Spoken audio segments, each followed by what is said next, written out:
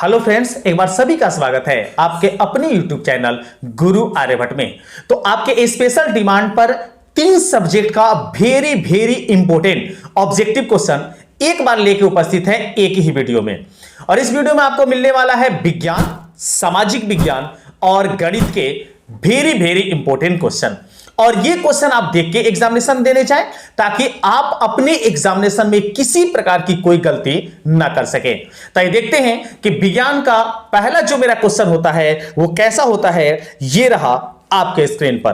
पहला क्वेश्चन है कि लेंस की क्षमता का एसआई मात्रक होता है, इस प्रश्न में आपको बताना है। तो लेंस की क्षमता का ऐसा ही मात्रक होता है या तो मीटर इनवर्स, या फिर आपके लिए देता है, ये जो ऑप्शन देता है ये दे देता है डायोप्टर, जिसे हम डी से दर्शाते हैं। तो इस तरीके से लेंस के ऐसा ही मात्रक का ऑप्शन ए जो होगा यहां पर करेक्ट आंसर होगा।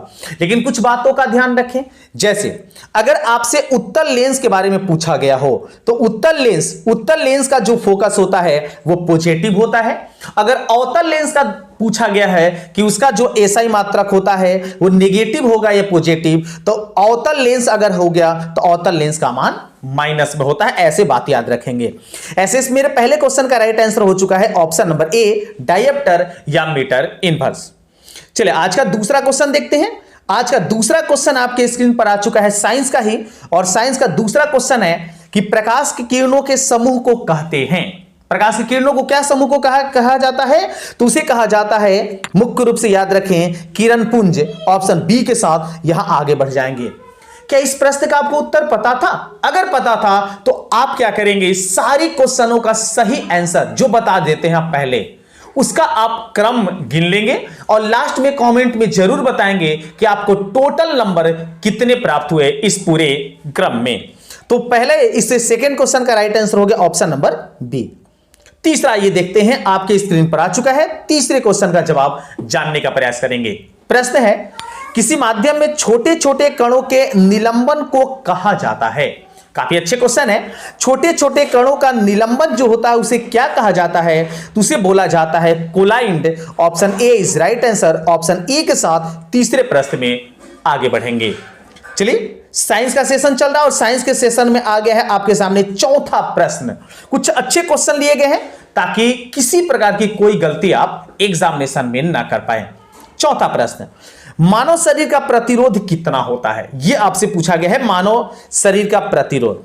और जो आपको यहां ऑप्शन दिए गए हैं उसी ऑप्शन के आधार पर आपको निर्णय लेना है। तो हम आपको बता दें कि मानव शरीर का जो प्रतिरोध होता है इसका मान 50 से 100 ओम के बीच होता है। अच्छे से कन्फर्म याद रखें कि मानव शरीर का जो सामान्य तापमान होता है वो सामान्य तापमान होता है लगभग 10,000 डिग्री सेल्सियस, सॉरी माफ कीजिएगा, 10,000 डिग्री के मान के तहत यह लिया जाता है। लेकिन आपसे पूछा गया है कि मानव शरीर का प्रतिरोध कितना होता है, तो इसका मान हो जाएगा 50 से 100 ओम। मतलब ऑप्शन ए जो होगा इसका एकदम करेक्ट आंसर होगा।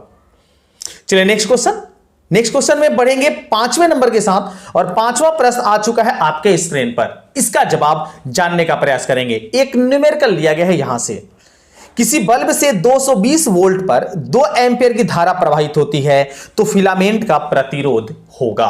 अब देखिए यहां सवाल आपसे पूछा गया है, सवाल में दिया हुआ क्या है पहले पता लगा लेते हैं। तो 220 वोल्ट विभवांतर हो गया, 2 एम्पियर इसका मतलब धारा का मान हो गया, और आपसे प्रतिरोध का मान पूछ दिया गया है। तो ओम के नियम से सारे लोग पढ़े होंगे कि V बराबर होता है आपके सामने IR। और अगर आप यहां से R निकालते हैं तो I का वैल्यू हो जाता है V/I। अब V का मान हमारे पास कितना है? तो ये मेरे पास है 220 वोल्ट और I का मान मेरे पास है 2 एम्पियर। अब 220 को 2 से अगर कटा देते हैं तो आपका आ जाता है, मुख्य रूप से अगर कटाते हैं तो आता है 110। अब 110 ओम देख लीजिए किस ऑप्शन में है, बी ऑप्शन में है। मतलब इस क्वेश्चन का 5वें का राइट आंसर हो जाएगा ऑप्शन नंबर बी। क्या आपका जवाब यही था? अगर यही था, बढ़ते हैं अगले क्रम को। अगले क्रम में देखते हैं, आ गया 6ठे नंबर का मोस्ट इंपोर्टेंट क्वेश्चन और बोर्ड मॉडल क्वेश्चन आप मान सकते हैं इसको, बोर्ड मॉडल क्वेश्चन, क्योंकि कई बार एग्जामिनेशन में पूछा जा चुका है। प्रश्न है, आपको इसमें यह बता देना है कि R ओम प्रतिरोध वाले n प्रतिरोधों को समांतर क्रम में जोड़ने पर तुल्य प्रतिरोध का मान कितना होगा। अब इसको क्वेश्चन को पढ़ने से बहुत सारे विद्यार्थी कंफ्यूज कर जाएंगे। ये क्या पूछ दिया और इसमें जवाब क्या देना है, एकदम आपको एक सटीक जवाब देते हैं। n प्रतिरोधों की संख्या है और प्रत्येक प्रतिरोध का जो मान है उसका मान दे दिया है आपके सामने r। तो आपको बताना है कि अगर समांतर क्रम में इसे जोड़ दिया जाएगा तो तुल्य प्रतिरोध कितना होगा। अब चलिए समांतर क्रम में हम आपको जोड़ के बताते हैं।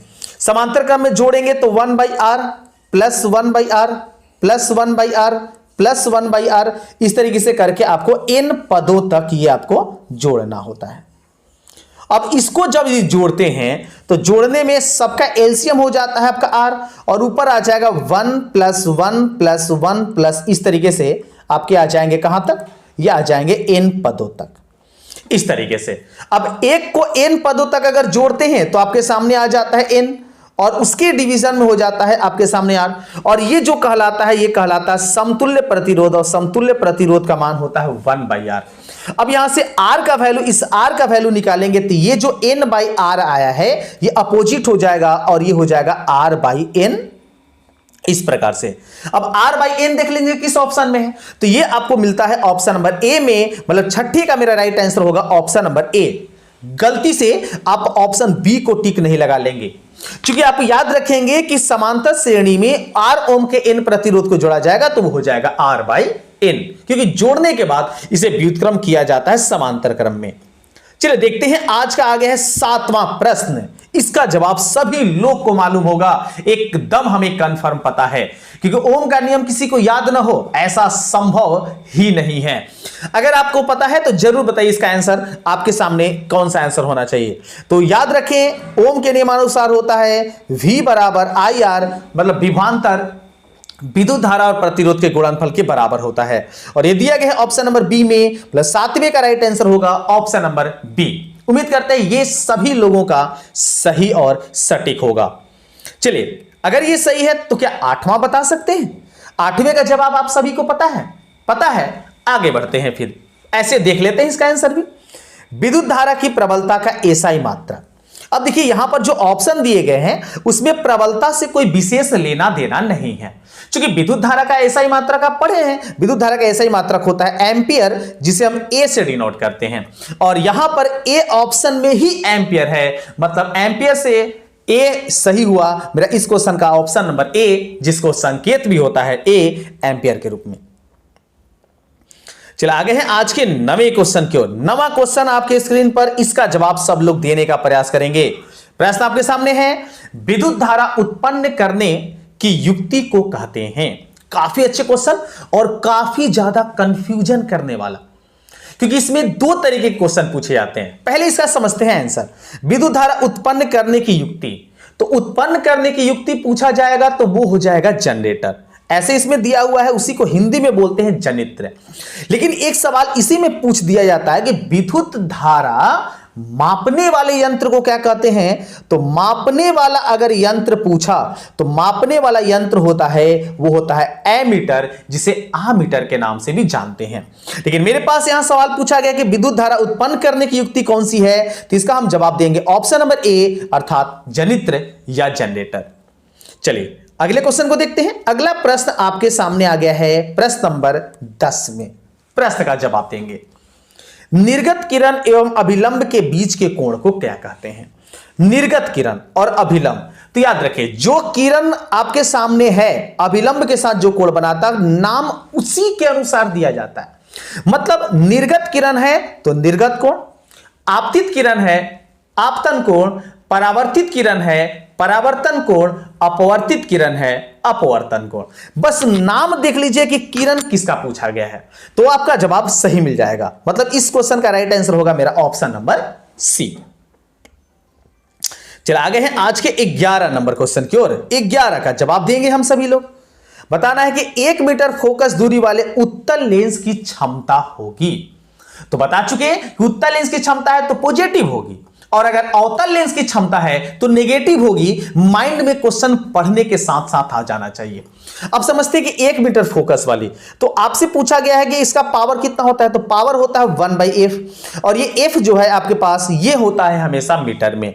तो स्पष्ट है कि 1/1 लिख दिए। 1/1 को हम 1 डायप्टर अर्थात 1d लिख सकते हैं। माइनस देना नहीं है इसलिए क्योंकि उत्तर लेंस है, मतलब यहां पर मेरा ऑप्शन सही हो जाएगा। कौन सा? Option number B is right answer. चलिए आगे हैं आज के 12वें क्वेश्चन की ओर। 12 का जवाब देंगे। ये अच्छा क्वेश्चन है आपके लिए, थोड़ा सा बेहतर, क्योंकि यूनिक हो सकता है शायद आपके लिए। अगर आप ABCD में से अनुमान लगा सके हैं तो इसका मतलब आपकी तैयारी कुछ हद तक अच्छी हो चुकी है। देखते हैं क्वेश्चन।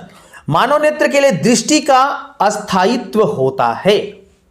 दृष्टि का अस्थायित्व मतलब कि मानव जो नेत्र होता है, कभी जब किसी वस्तु को देखती है तो देखने के कितने समय तक उसके नेत्र पर प्रतिबिंब का प्रभाव बना होता है, उसी को बोलते हैं अस्थायित्व।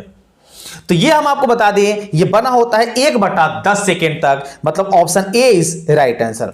मतलब जब आप किसी वस्तु को देखते हैं तो उसका प्रभाव आपके दिमाग पर, आपके नेत्र पर लगभग 1/10 सेकेंड तक बना रहता है, मतलब सेकेंड का 10वां हिस्सा तक। बढ़ते हैं अगले क्वेश्चन की ओर। अगला क्वेश्चन का जवाब सभी लोग देने का प्रयास करेंगे और काउंट करते रहेंगे आप कितने प्रश्नों का सही उत्तर दे पा रहे हैं आज के इस मैराथन क्लास में। देखते हैं 13 नंबर। किस दृष्टि दोष के निवारण के लिए अवतल लेंस का प्रयोग किया जाता है? ये तो नहीं भूलेंगे, इसका हम आपको ट्रिक बता चुके हैं। इसका ट्रिक बता चुके हैं अग्नि। अग्नि में क्या करेंगे? तो अग्नि में आपको करना ऐसा है कि ये जो आपको ग दिख रहा है इसको साइलेंट कर देना, इसको हटा देना है। अगर इसके हटा देते हैं तो आपको मिलता है अनि। अ का मतलब हो गया अवतल दर्पण और नी का मतलब हो गया निकट दृष्टि दोष। निकट दृष्टि दोष के निवारण के लिए हम कौन सा प्रयोग करेंगे? अवतल दर्पण, मतलब निकट दृष्टि दोष is right answer. Option number B is right answer. लेकिन बाकी को याद रखें। दूरदृष्टि पूछा तो दूरदृष्टि के लिए हम उपयोग करते हैं उत्तल लेंस।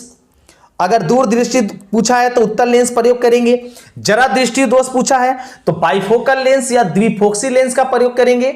और अगर आपसे अबिंदुकता पूछ दिया है तो उसके लिए हम बेलनाकार लेंस का प्रयोग करते हैं। माफ कीजिएगा, अबिंदुकता के लिए प्रयोग करते हैं बेलनाकार लेंस का। इस चारों को आप याद रखें। इसमें से एक क्वेश्चन एग्जामिनेशन में होने की संभावना 100% हो सकती है। ऐसे इस क्वेश्चन का मेरा जवाब होगा ऑप्शन नंबर बी निकट दृष्टि दोष। चलिए बढ़ते हैं अगले क्वेश्चन की ओर। अगला क्वेश्चन आ गया है आपके सामने 14 नंबर।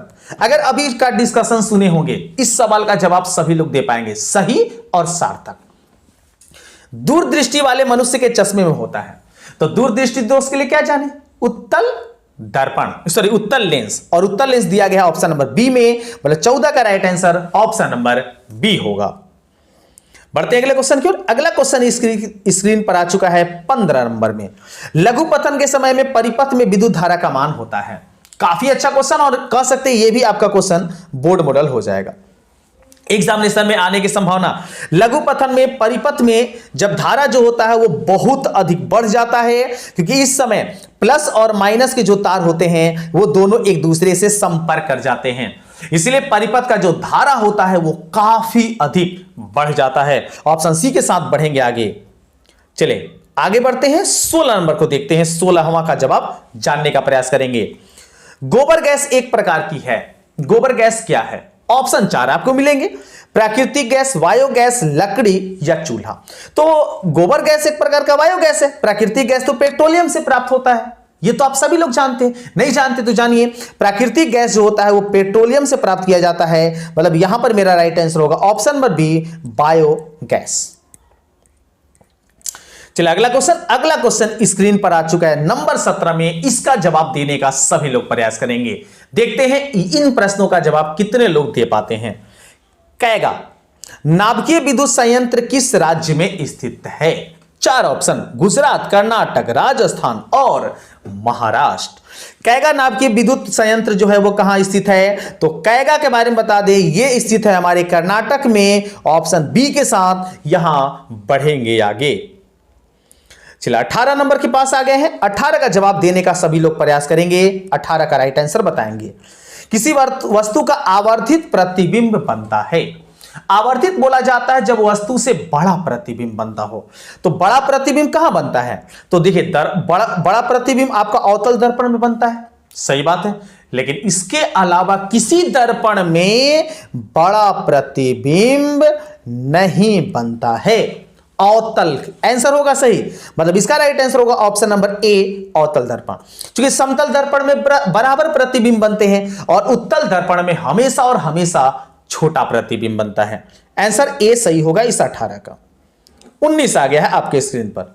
इसका प्रश्न का जवाब हजामत बनाने के लिए प्रयोग किया जाता है। तो याद रखिए कि हजामती सैलून हो या डॉक्टर के लिए रूप में जो आंख नाक कान के लिए जांच करने के संबंधित हो, या फिर अगर आपसे पूछ दिया जाए कि हेडलाइट में, गाड़ी के हेडलाइट में पूछा जाए कि कौन सा दर्पण, तो सभी में प्रयोग किया जाता है अवतल दर्पण। अवतल दर्पण इज राइट आंसर। उत्तल दर्पण का प्रयोग कहां होता है? तो उत्तल दर्पण का प्रयोग होता है गाड़ी के साइड मिरर में, सामान्यतः इसी तरीके का ये ऑप्शन मिल जाता है। लेकिन अवतल दर्पण का उपयोग कई सारे मिल जाते हैं, मतलब 19 का राइट आंसर ऑप्शन बी होगा। चलिए आगे हैं आज के 20वें क्वेश्चन की ओर, और इसका तो जवाब आप सभी लोग बताएंगे। दृष्टि दोष के बारे में पहले ही डिस्कस कर चुके हैं, अगर आप ध्यान से देखे होंगे तो। निकट दृष्टि दोष में किस लेंस का प्रयोग किया जाता है? तो निकट दृष्टि दोष में अवतल लेंस का प्रयोग किया जाता है। Option B is right answer. चारों दोष को अच्छे से याद कर लीजिए। निकट दृष्टि दोष में अवतल लेंस, दूर दृष्टि दोष में उत्तल लेंस, जरा दृष्टि दोष में द्विफोक्सी या बाइफोकल लेंस जो उत्तल लेंस और अवतल लेंस से बना होता है, और अबिंदुकता में बेलनाकार लेंस का प्रयोग किया जाता है। तो यहां तक थे आपके 20 प्रश्न। आप कमेंट में जरूर बताइए कि आपके इस 20 प्रश्नों में से कितने का आप सही जवाब दे पाए थे। अब आते हैं आज के सामाजिक विज्ञान को। सोशल साइंस में देखते हैं कि आप कितने का क्वेश्चन का जवाब दे पाते हैं। इस सोशल साइंस में आज का पहला क्वेश्चन रहा आपके स्क्रीन पर इस प्रकार। पहला क्वेश्चन का जवाब देने का प्रयास। बाजार का स्वरूप विश्वव्यापी किस क्रांति के बाद हुआ था? इस क्वेश्चन का जवाब सभी लोग एक बार कोशिश करेंगे कि इसका जवाब क्या होना चाहिए। तो बता दें कि विश्वव्यापी किस क्रांति के बाद हुआ था? तो औद्योगिक क्रांति के बाद हुआ था। Option A is right answer. पहला का राइट आंसर हुआ ऑप्शन नंबर ए। चलिए आगे हैं आज के दूसरे क्वेश्चन की ओर। दूसरा क्वेश्चन आपको इसमें बताना यह है कि कागज का आविष्कार किस देश में हुआ। काफी इंपॉर्टेंट, आप बोर्ड मॉडल मान सकते हैं आप इसको। यह भी कई बार एग्जामिनेशन में पूछा जा चुका है। कागजी या कागज या प्रेस, ये सब जो आविष्कार हुआ है ये चीन के द्वारा किया गया है। Option A is right answer. कागज का आविष्कार चीन किया, प्रिंटिंग प्रेस का आविष्कार चीन किया, उसके बाद कह सकते हैं कि पेपर का आविष्कार, जो अखबारी पेपर होता है, ये सब जो आविष्कार है वो सबसे पहले चीन किया है। चलिए देखते हैं तीसरा क्वेश्चन। तीसरा आ गया है आपके स्क्रीन पर। इस प्रश्न में बताना है, काफी आसान क्वेश्चन। नेपोलियन संहिता किस वर्ष लागू की गई थी? नेपोलियन बोनापार्ट, जो आप जानते होंगे, फ्रांस में एक अच्छी, कह सकते हैं कि अच्छी योजना चला रहे थे, और उन्होंने ही नेपोलियन संहिता लागू की थी। तो उनके द्वारा कब लागू किया गया था यह बताना है। तो नेपोलियन संहिता लागू किया गया था 1804 ईस्वी में। Option D is right answer. चलिए आ जाते हैं आज के चौथे क्वेश्चन की ओर। चौथे का जवाब देंगे सभी लोग। भारत में सबसे बड़ा लौह अयस्क उत्पादक राज्य कौन सा है? मतलब भारत में सबसे ज्यादा किस राज्य में लोहा का उत्पादन होता है? ऑप्शन 4 मिलेंगे, कर्नाटक, झारखंड, गोवा या फिर उड़ीसा। तो बता दें कि सबसे ज्यादा लोहा हमारे देश में कर्नाटक क्षेत्र में पाया जाता है। Option A is right answer. ऐसे झारखंड में आप याद रख सकते हैं, झारखंड में सबसे ज्यादा कोयला और अभ्रक पाया जाता है। और उड़ीसा में आप याद रख सकते हैं, उड़ीसा में सबसे ज्यादा चाय की खेती, या असम में चाय की खेती की जाती है। चलिए आगे हैं आज के 5वें प्रश्न की ओर। 5वें का जवाब देंगे, कपास उत्पादन के लिए उपयुक्त मिट्टी कौन सी है? मतलब आपको बताना यह है कि कपास का उत्पादन किस मिट्टी में सबसे ज्यादा होता है। तो यह होता है काली मिट्टी में, जो महाराष्ट्र में पाई जाती है। मतलब देख सकते हैं ऑप्शन कौन सा है, option B is right answer, काली मिट्टी। और यह सबसे ज्यादा कपास पाई जाती है कहां पर? हमारे महाराष्ट्र में, काली मिट्टी में। चलिए आगे छठा प्रश्न आपके स्क्रीन पर। छठा का तो जवाब साइंस के आधार पर भी आप दे सकते हैं। बॉक्साइट का उपयोग किस धातु में होता है? तो बॉक्साइट जो है वो एल्युमिनियम का एक अयस्क है, जो भारत में सबसे ज्यादा एल्युमिनियम उत्पादन के रूप में प्रयोग किया जाता है, बॉक्साइट। इसलिए हम यहां चलेंगे ऑप्शन नंबर डी के साथ। एल्युमिनियम, बॉक्साइट के उपयोग के लिए एल्युमिनियम प्रयोग होता है। चलिए आगे हैं आज के 7वें क्वेश्चन को। 7वें का थोड़ी देर के बाद आपको ऑप्शन देते हैं, पहले क्वेश्चन पढ़ लेते हैं। क्षेत्रवाद की भावना का दुष्परिणाम होता है। मतलब क्षेत्रवाद अपने क्षेत्र के लोगों को विकसित करने का जो क्रम होता है उसी को क्षेत्रवाद कहते हैं। इसका दुष्परिणाम मतलब इसका लॉस क्या होता है, हानि क्या होता है, आपको बताना है। 4 ऑप्शन अब आएंगे आपके सामने। 4 ऑप्शन में पहला ऑप्शन है राष्ट्रीय एकता, अपने क्षेत्र के प्रति विशेष अभिरुचि, अलगाववाद या विधि का शासन। तो आपको बताना है कि क्षेत्रवाद में कौन सा नुकसान होता है, इस प्रश्न में आपको बता देना है। तो हम आपको बता दें, ये जो मेरा 17 नंबर क्वेश्चन था, 7वां क्वेश्चन था कि क्षेत्रवाद से क्या नुकसान होता है। तो क्षेत्रवाद से जो नुकसान होता है वो अलगाववाद होना शुरू हो जाता है। मतलब हम दूसरे लोगों से अलग होना शुरू हो जाते हैं। मतलब कह सकते हैं आप कि क्षेत्र का विकास करने में अपने क्षेत्र में ही सीमित रह जाते हैं, पूरे का संगठन को या पूरे एरिया को संपर्क नहीं करा पाते हैं। मतलब यहां पढ़ेंगे ऑप्शन नंबर सी के साथ। चलिए आगे हैं आज के 8वें क्वेश्चन की ओर। 8वें का जवाब सब लोग देने का प्रयास करेंगे। श्रीलंका के बहुसंख्यक समुदाय की भाषा है। मतलब श्रीलंका में समुदाय जो है उसकी भाषा कौन सी है। 4 ऑप्शन फिर से मिलेंगे, हिंदी, तमिल, सिंहली या फिर फ्रेंच। तो आपके इस 8वें का जवाब हो जाएगा Sinhali. Option C is right answer. क्या इस प्रश्न का आपका आंसर पता था? नहीं पता था। आगे काउंट करते जाइए, इस सामाजिक विज्ञान में आपको कितने अंक प्राप्त होते हैं आज। 8वां प्रश्न, एक अर्थशास्त्र के किस क्षेत्र को सेवा क्षेत्र कहा जाता है। यह भी काफी अच्छे क्वेश्चन है और ऐसे क्वेश्चन आपसे पूछा जाता है। याद रखेंगे कि अगर आपसे प्राथमिक क्षेत्र पूछा गया तो प्राथमिक क्षेत्र में पूछा जाता है, तो प्राथमिक क्षेत्र में होता है कृषि, अच्छे से याद रखें। द्वितीय क्षेत्र अगर आपसे पूछा गया तो द्वितीय क्षेत्र में आपका होता है औद्योग या उद्योग, और तृतीय क्षेत्र में आपका होता है सेवा। मतलब यहां पर हम चलेंगे ऑप्शन नंबर सी के साथ, तृतीय क्षेत्र। चलिए बढ़ते अगले क्वेश्चन की ओर। अगला क्वेश्चन आपके स्थिति में आ गया है क्वेश्चन नंबर 10। विश्व व्यापार संगठन की स्थापना हुई। यह भी अच्छा क्वेश्चन है, आपको हम बोलेंगे, यह भी आप याद रखें बोर्ड मॉडल। विश्व व्यापार संगठन की स्थापना कब हुई थी? तो आपको बता दें कि इस 10वें का राइट आंसर होगा 1995 ईस्वी में विश्व व्यापार संगठन स्थापित किया गया था। Option C is right answer. 11 देखते हैं। 11 आपके पास है कि सबसे पहली भूमिगत रेल कब बनी। भूमिगत का मतलब जो मेट्रो चलाया गया था। ऐसे तो अब कुछ शहरों में भूमि के ऊपर अर्थात जमीन के ऊपर भी चलाया गया है मेट्रो, लेकिन मेट्रो जो चलाने का प्रावधान किया गया था वो जमीन के अंदर उसके ट्रैक बनाए गए थे, तो उसी को बोला जाता है भूमिगत रेल। ये सबसे पहले अपने देश में कब लागू हुआ है या कब चला है, आपको ये बताना है। तो ये चला है 1863 ईस्वी में। Option A is right answer. चले आ जाते हैं आज के 12वां क्वेश्चन की ओर। 12 का जवाब देने का प्रयास करेंगे। गिरमिटिया किसे कहा जाता है? अच्छा प्रश्न है, संभावना इसकी भी मानी जा सकती है, लेकिन इसे बोर्ड मॉडल हम नहीं बोलेंगे क्योंकि कम ही पूछता है ये। गिरमिटिया, तो गिरमिटिया बोला जाता है जब मजदूरी करने आए मजदूर को अनुबंधित करा के अपने पास 24 घंटा के लिए रखते थे और उसको काम करवाते थे।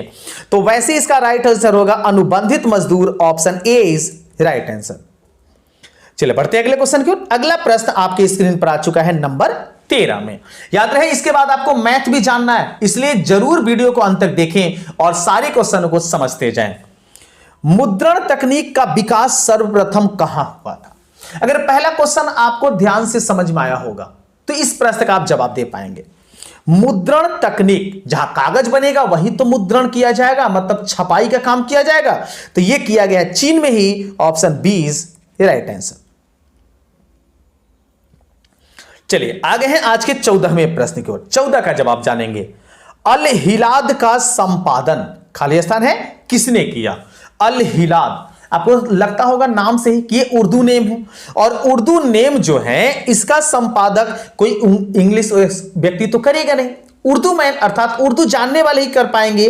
तो हम आपको बता देंगे कि अल हिलाद का संपादन किए थे Maulana Azad. Option A is right answer. गलत से भी आप महात्मा गांधी की ओर नहीं जाएंगे, और मोहम्मद कैफ ये तो एकदम नहीं होगा। चलिए आगे बढ़ते हैं। अगला क्वेश्चन स्क्रीन पर आ चुका है नंबर 15 में। इटली के एकीकरण में निम्न में से किसका संबंध नहीं है? तो इटली के एकीकरण में 3 महापुरुष अपना योगदान दिए थे, जैसे मेजनी, काउर और गैरिबाल्डी। तो यहां बिस्मार्क एक दे दिया है ऑप्शन नंबर ए में, जो जिनका संबंध नहीं है पूछा है तो बिस्मार्क हो जाएगा, क्योंकि बिस्मार्क का संबंध जो था वो जर्मनी के एकीकरण से था, मतलब यहां पर राइट आंसर होगा ऑप्शन नंबर ए। चलिए आगे हैं आज के 16वें प्रश्न की ओर। आप काउंट करते जाएंगे कितने प्रश्नों का आप सही और सटीक जवाब दे पाए थे। सन 1870 में फ्रांस और प्रसा के बीच जो युद्ध हुआ वो कहां था। आपको बताना है कि सन 1870 में फ्रांस और प्रसा के बीच जो युद्ध हुआ था उसे क्या कहा गया था। ऑप्शन है सेडान, सेडेवा, साइडान या फिर फ्रैंकफर्ट।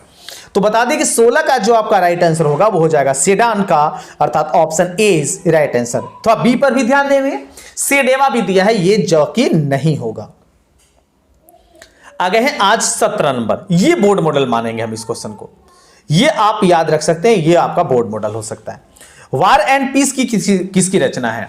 तो वार एंड पीस के रचनाकार जो हैं वो हैं टॉलेस्टाय, मतलब option B is right answer. कहीं और कंफर्म होने की आवश्यकता ही नहीं आपको। चलिए 18 का जवाब, वियतनाम में टोकिन फ्री स्कूल की स्थापना कब हुई थी। टोकिन फ्री स्कूल की स्थापना वियतनाम में, जो हिंद चीन राष्ट्रवाद को अच्छे से पढ़े होंगे उसको इसका जवाब आपको पता होगा। ऐसे बता दें यह हुआ है 1907 ईस्वी में, option A is right answer. 19 का जवाब जानेंगे। रंपा विद्रोह कब हुआ। ऑप्शन 4 है 1916, 1917, 18 और 1919। ये 4 ऑप्शन है और लगातार दे देने के कारण कंफ्यूजन हो जाता है कुछ विद्यार्थियों में। आज गांठ बांधिए इस क्वेश्चन को। इसका जवाब होगा 1916 में, जिस वर्ष महात्मा गांधी हमारे बिहार में आए थे 3 कटिया प्रणाली को दूर करने के लिए।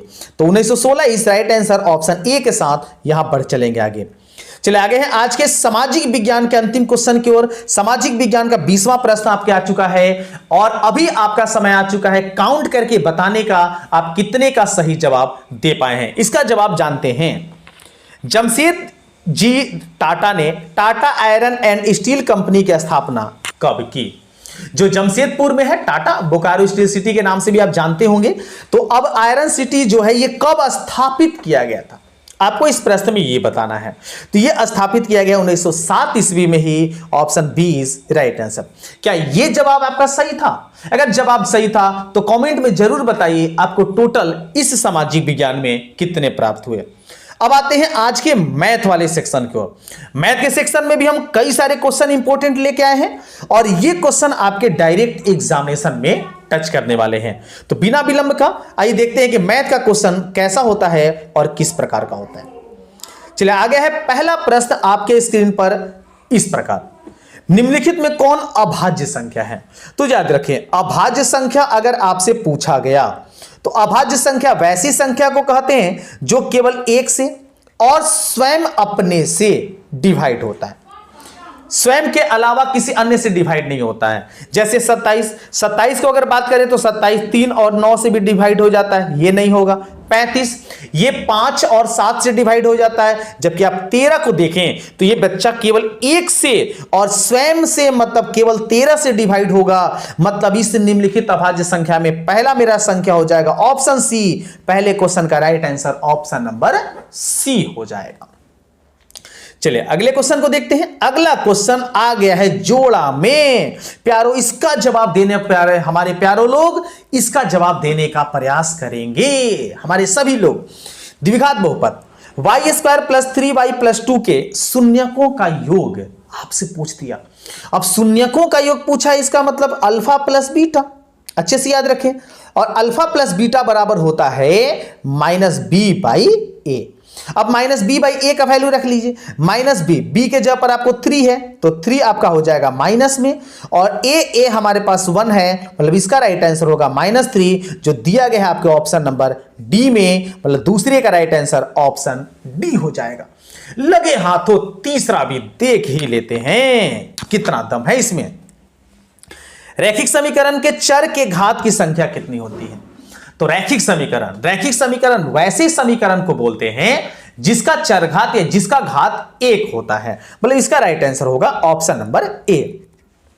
2 घात वाले को द्विघात, 3 घात वाले को त्रिघात, इस तरीके से नाम दिया जाता है। चलिए आगे हैं आज के चौथे क्वेश्चन की ओर। चौथे का जवाब देंगे, काफी आसान और काफी सस्ता प्रश्न। इसका जवाब तो हमें पता है, सब लोग दे पाएंगे। द्विघात समीकरण x square minus 15x plus 50 equal to 0 का विविक्तर या विवेचक, जिसको हम लोग कहते हैं डी। और डी बराबर सूत्र होता है, आप सभी लोग जानते हैं, यह होता है बी स्क्वायर माइनस 4ac। अब क्या करेंगे, यहां से आप वैल्यू को पुट कर देंगे, माइनस बी स्क्वायर, माइनस के जगह पर माइनस 15 है। अब माइनस 15 है तो आप 15 का स्क्वायर करेंगे तो आपका 15 का स्क्वायर हो जाएगा 225। उसके बाद माइनस 4a, ए के जगह पर आपके सामने है 1 और सी के जगह पर आपके सामने यहां देख सकते हैं है 50, तो यहां लिख दीजिए 50। अब क्या करेंगे, 225 आपके सामने यहां आ गया है और 50 100 के 100 मतलब आपको 50 100 के 200, माफ कीजिएगा 200, तो 225 में से 250 घटाएंगे, सॉरी 200 घटाएंगे तो 25 बचेगा। मतलब मेरा यहां राइट आंसर हो जाएगा ऑप्शन नंबर, देख सकते हैं A. Option A is right answer. मतलब चौथे में हम बढ़ेंगे तो चौथे में बढ़ेंगे ऑप्शन नंबर ए के साथ, option A is right answer होगा। इसके बाद आइए प्यारो जानते हैं अपना 5वां नंबर प्रश्न। 5वां नंबर प्रश्न स्क्रीन पर आ चुका है कुछ इस प्रकार से। प्रश्न है कि समांतर श्रेणी 14 9 4 माइनस 1 माइनस 6 का 12वां पद क्या होगा। तो 12वां पद को ध्यान से समझेंगे, इसके लिए हम आपको स्पेशल ट्रिक बता चुके थे और वो बताए थे आप निकालेंगे 11 प्लस ए प्लस 11d, इससे आप आसानी से निकाल सकते हैं। अब इसे मान पुट कर देंगे, ए का वैल्यूएशन मेरे पास है 14, उसके बाद प्लस 11 और डी का मान निकालिए। तो डी का मान निकालते हैं दूसरे में से पहले पद को घटा के। अब दूसरे में से पहले पद को घटाएंगे तो मिलेगा आपको -5। -5 यहां पर हम इस प्रकार से रख लेंगे। अब ये 14 जैसे वैसे प्लस माइनस हो जाता है माइनस और ये आपका हो जाता है 55। अब 14 में से 55 घटाइए तो 14 में से 55 घटाने के बाद आपको मिलेगा -41, जो दिया गया ऑप्शन नंबर बी में। मेरा यहां का राइट आंसर होगा ऑप्शन नंबर बी। चलिए आगे हैं आज के छठे क्वेश्चन की ओर। छठा प्रश्न आपके स्क्रीन पर आ चुका है कुछ इस प्रकार से। त्रिभुज एबीसी में AB स्क्वायर बराबर BC square plus C square, तो कोण C का मान बताना है। तो देखिए ये एक प्रकार का आप देख सकते हैं कि पाइथागोरस प्रमेय है। और पाइथागोरस प्रमेय में हम आपको छोटा सा ट्रिक दिए थे कि जिधर आपको कॉमन मिलता है वही आपका एंगल जो होता है, जैसे यहां C देखते हैं दोनों में कॉमन है, ये 90 डिग्री होगा। एकदम गांठ बांध दिया आप, इसका मान हो जाएगा 90 डिग्री। मतलब option B is right answer. Pythagoras trick में प्लस वाले सेक्शन में जो आपको टर्म कॉमन दिखता है, दोनों में मिला होता है, वो 90 डिग्री होता है, इसलिए इसका राइट आंसर 90 होगा। 7वां आ गए हैं स्क्रीन पर। 7वां क्वेश्चन y अक्ष का समीकरण है। तो याद रखें y अक्ष का आपसे पूछा समीकरण तो x = 0 और x अक्ष का समीकरण पूछा तो y = 0। हमसे पूछा गया y अक्ष का, इसलिए मेरा यहां राइट आंसर होगा option number B, x = 0। Confirm एकदम रहेंगे इससे। चलिए 8वां देख लेते हैं। 9 tan square alpha minus 9 sec square alpha, छोटा सा बेवकूफ बनाया गया है। चूंकि आपके सामने ये पाइथागोरस प्रमेय एक तरीके का सर्व समीका हो जाएगा, tan square alpha minus sec square alpha, लेकिन तब होगा जब sec square alpha minus tan square alpha आपके सामने रहेगा। चूंकि इसका वैल्यू 1 होता है, लेकिन यहां पर अपोजिट दे दिया है, तो यहां से -9 कॉमन करने के बाद जो बचेगा उसका मान 1 हो जाएगा। मतलब यहां पर मेरा राइट आंसर होगा 8वें का, वो हो जाएगा ऑप्शन नंबर बी -9। छोटा छोटा बेवकूफ बनाने का काम कभी कभी कर देता है क्वेश्चन। 9वां क्वेश्चन देखते हैं। एक वृत्त पर कितनी स्पर्श रेखाएं खींची जा सकती हैं। अब जैसे ये वृत्त है, अब इस वृत्त पर कितनी स्पर्श रेखा, 1 2 3 4 5 6, जितना मन उतना खींच सकते हैं, जितना आपकी इच्छा करे। मतलब यहां पर मेरा जवाब हो जाएगा ऑप्शन नंबर डी, अनंत। इसकी कोई लिमिटेशन नहीं है। एक वृत्त पर अनेकों असंख्य अनंत संख्याएं स्पर्श रेखाएं खींची जा सकती हैं। चलिए आगे है 10वां प्रश्न आपके स्क्रीन पर। 10वें का जवाब देने का प्रयास करेंगे। प्रश्न है, दो पासे एक साथ उछाले गए तो दोनों पर एक ही संख्या आने की प्रायिकता।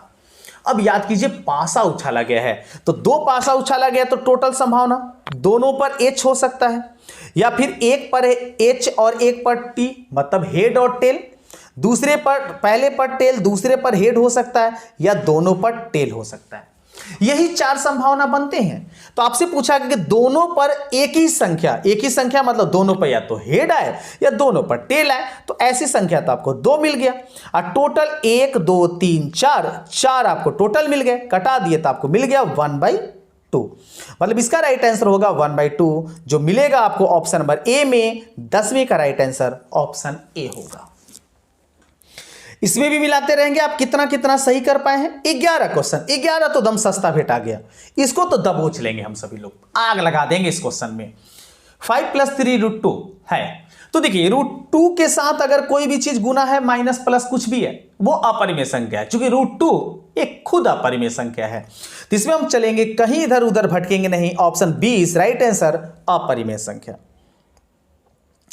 12 13, चलिए इसी साथ 2 क्वेश्चन एक साथ। निम्न में कौन अभाज्य संख्या है? पहला क्वेश्चन अभाज्य से और 12वां भी अभाज्य से, और सभी प्यारे हमारे समझ गए हैं कि इसका राइट आंसर क्या होगा, क्योंकि एक और स्वयं से देख लीजिए कौन डिवाइड होता है, उसके अलावा नहीं होना चाहिए। 28 नहीं होगा, क्योंकि 7 और 4 से हो जाएगा। 69 13 71 हो सकता है। 63 ये नहीं होगा, एकदम हुआ आपका सी, मतलब यहां बढ़ेंगे ऑप्शन नंबर सी के साथ, क्योंकि 63 9 से भी डिवाइड हो जाएगा। चलिए 13 देख लेते हैं। निम्न में कौन अपरिमेय संख्या नहीं है? तो देख लीजिए, रूट में जो परिमेय संख्या है जिसका वर्गमूल नहीं निकाला जा सकता है पूर्ण रूप से, वो अपरिमेय है, और जो निकाला जा सकता है वो परिमेय हो गया। √7 अपरिमेय है, √13 अपरिमेय है, √25 चूंकि इसका वर्गमूल 5 हो जाएगा हमारे प्यारे सब, इसका मतलब कि 13 का राइट आंसर सी हो गया। 13 में बढ़ेंगे ऑप्शन नंबर सी के साथ, क्योंकि पूछा था अपरिमेय संख्या नहीं है। चलिए 14 की ओर, 14 देखते हैं अगले क्वेश्चन में। निम्नलिखित में किसी परिमेय संख्या का दशमलव प्रसार शांत है? तो शांत दशमलव प्रसार के बारे में जान चुके कि जो P/Q, और Q जो होना चाहिए 2 और 5 का गुणज। 2 और 5 के अलावा अगर कोई संख्या तीसरा आ गया तो वो कहलाएगा अशांत, अशांत नहीं कहलाएगा। तो इसमें देखिए 15 3 आ गया, इसमें गुणज करेंगे तो 3 आ गया। 60 में देख सकते हैं, 60 में अगर 6 से भाग लेंगे तो इसमें भी 3 आपका आ गया। इसी तरीके से 35, इसमें 7 आ गया। लेकिन 160 बच्चा लोग ध्यान दो, इसका जब गुणनखंड करेंगे तो हमें केवल 2 और 5 के गुणज मिलेंगे, मतलब यही बी ऑप्शन मेरा राइट आंसर हो गया। और इस 14 में बढ़ेंगे ऑप्शन नंबर बी के साथ। कमेंट में जरूर बताइए अभी तक कुल कितने प्रश्नों का आप सही किए। और अब बढ़ते हैं आज के आपके लास्ट क्वेश्चन की ओर, जो होता है आपका होमवर्क। हम कहेंगे इस क्वेश्चन का जवाब आप होमवर्क में देते जाइए और बताते जाइए इसका राइट आंसर क्या होगा, और यह भी बताइए कि आपको कितने अंक टोटल मिले थे। तो इस वीडियो में इतना ही, मिलते हैं और कुछ नए वीडियो में और कुछ नए टॉपिक के साथ। तब तक सभी को वंदे मातरम।